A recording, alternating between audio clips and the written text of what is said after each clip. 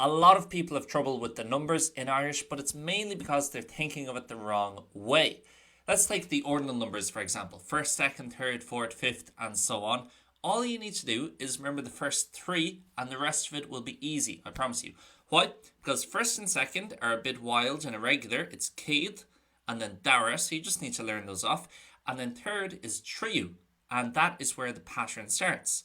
We just need to remember then the U ending, the U fada ending, because fourth is going to be Carhu, Kugu for fifth, Sheu, Shachtu, Ochtu, Liu, Zehu. Very similar thing when we're counting people. Let's learn off 1 and 2.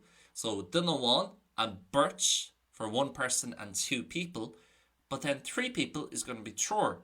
So if I can remember those first three, I know all the rest of them, because the rest will follow a similar pattern. It's going to be that kind of or sounding ending at the end. So Cahir, Cougar, Cheshire, Shachter, Uchter, Leaner, Zetner for all the rest of the people. So think about how they link together. Think about what the pattern is and just learn off the first three for the ordinal numbers and also for counting people, and it should be a hell of a lot easier.